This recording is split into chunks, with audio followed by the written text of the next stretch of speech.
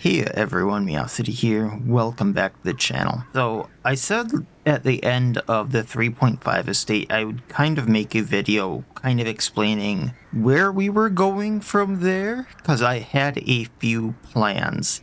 So that's kind of what this video is. So let's get into it, kind of what my plan or plans from here are, because I have a few branching things I want to do for the channel.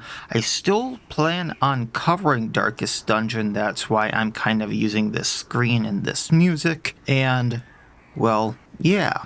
So if you can't tell already, I have a new estate set up here. I am playtesting this just to make sure there are no mod clashes, there are no bugs, nothing like that. I did run into a rather big thing with one of the mods where it was causing one of the bosses to actually not spawn. So I would go into the quest for the boss and I would not be able to complete the quest. So I am not doing this estate until I have fully gone through the entire estate. I am actually just doing it with like debug mode on, so I can just like race through stuff and basically just make sure bosses are spawning, bosses are dying correctly, and everything is working as intended so I can get through the actual stuff. And I've already made sure that the bosses I want to do are viable. But what is the No Hope Estate? Essentially what it is I have made some personal patches, which I'm going to show now. So there is not going to be any healing, no stress healing, and no stunning allowed whatsoever in the estate.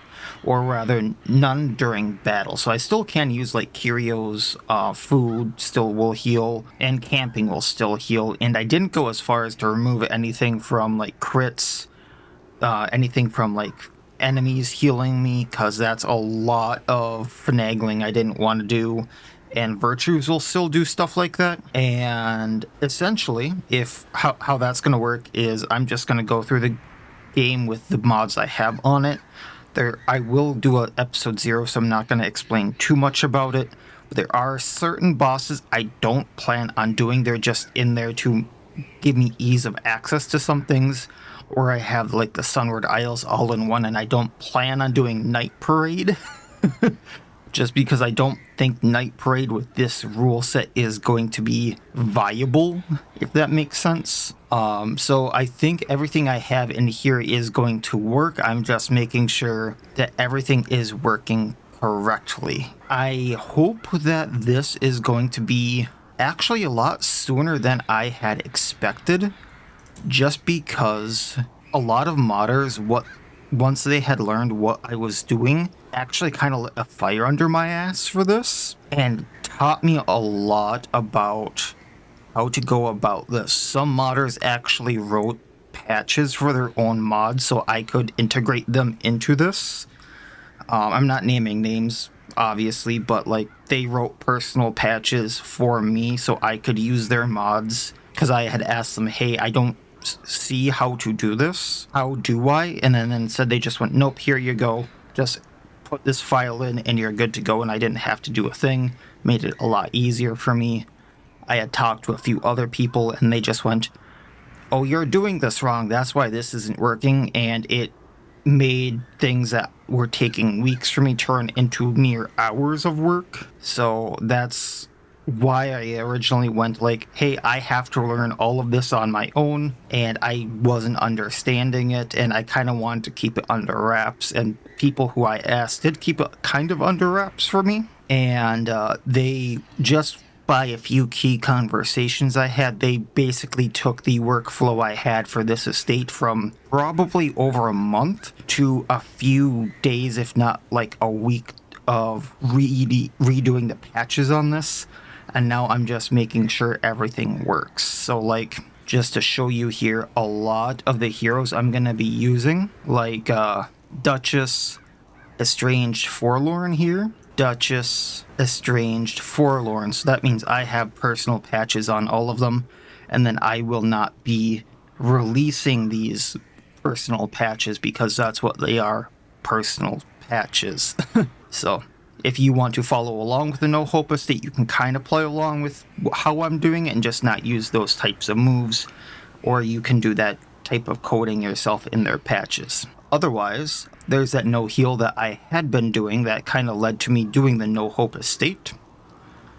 And then this estate down here that just was labeled Darkest because it got renamed during a little bit of a bug that's on week 110 is a little bit of a side estate that I have going for everything that's not going to fit into the No Hope.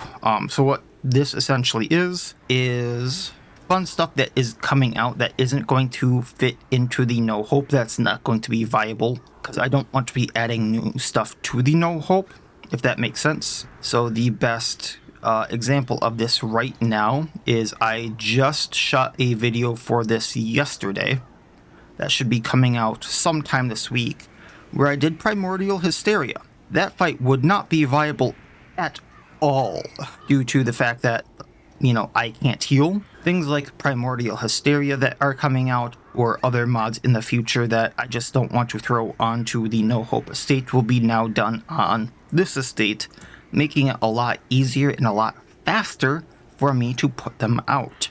I just have to go onto this estate, get them to proc, and then I can go do them. That's going to be anything from new heroes that aren't going to be viable to use on the No Hope Estate because they might have heals. That's new monsters, that's new areas, or that might just be new fun trinkets or quests. I don't know what's going to come out when. I know things that are some things that are in the works, but I don't know what's coming out when because of pipelines kind of being delayed, things like that. So if something fun and new comes out, that's what this estate is now for, and we'll have some fun with that.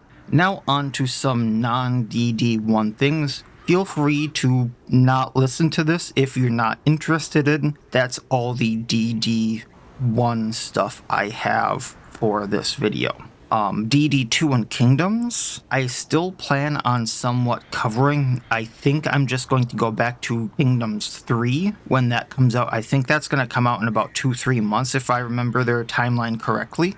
I'm not looking at it right now, but that's about the time I plan on going back to it. I'm still waiting on some quality of life fixes, some bug fixes, and some just overall balance changes. There's a lot of both hero and enemy changes that I think are in the works because they are rebalancing all the heroes somewhat still. And I'm hoping they touch a few heroes yet because there are some that the paths have not been reworked since they started reworking the heroes. And a few I think really need it, and they are my favorite heroes to play. And there are a few enemies that I feel that are fairly common, really need reworking. There are a few systems that I feel need reworking. So I just plan on waiting for Kingdoms 3 to hope to see what they do all overall with that. Play Kingdoms 3, and if they haven't touched that stuff yet, wait for some of the more rebalances. Because I love DD2, I love Kingdoms, I just think it's going to be best for my sanity with that game to wait for some of those, because, like, full disclosure, when I was doing some of the confessions, that's what the mode was, I probably would do 10 starter episodes before I even got a run I liked, and that could be upwards to 10-20 hours of footage that I would delete before a decent run got started, and that's a lot of time sunk to get a single video series started, which I just could not do anymore. And then I do like Kingdoms, and it wasn't as bad to get it started, but for an example, I had one run that I don't think I posted, where by the time I got to the second inn, like you start off at the first inn, then you go through areas and you're at the second inn, my entire roster had to be switched out, which I'm fine with, but it was because the relationships were all at 0. Everything I did, they disliked. If a hero moved, that was a negative relationship. If I did a battle, I got 2 negative relationships. It was absolutely abysmal, and that's something I really would like to see at least somewhat reworked. So that's not such a key feature, but I know people like it, so I would like to see it stay in some fact. I just wouldn't like to see it so RNG based when, like, hey, you're in combat, I use Rampart to move forward, I'm the man at arms, and suddenly the person who's in row 1 goes, why did you move me? And it's, game start, and I'm already at 6 or 5 relationship. It was a very odd thing that I just kind of went, maybe I need to take a step back. So that's my thoughts on DD2 and Kingdoms. I'll be going back to that in a little while. I'm just going to give that some time to get K3 out. I do want to take some time away from that. And then other games and videos on the channel. I still plan on redoing War Tales. If you saw that my Iron Man got soft locked, I do appreciate everyone watching those videos if you watched them. I plan on doing a non-Iron Man now. I have some videos recorded. I need to do a little bit more, need to get back into that. And I'm not sure when I'm going to be posting those, because everything's been so hectic, but I do plan on getting back into War Tales and posting those at some point. Modded XCOM 2 has been brought up to me. I'm not sure when or if I'll be doing that, but I'm looking into that, so let me know if you'd be interested in that. And otherwise, I'm always taking suggestions, so if you want to see a game played, let me know, I'll look into it. So that's kind of the, going forward from here. That's kind of the plans I have for, Darkest Dungeon and some other stuff I have, going forward from here. Kind of, my thoughts on all of that jazz. Yeah. I know that was a bunch of rambling. And I know every once in a while in the comments people have put a request for, ways of supporting me. Other than just watching the videos, because my videos are monetized, which is a great help, by the way, just watching the videos.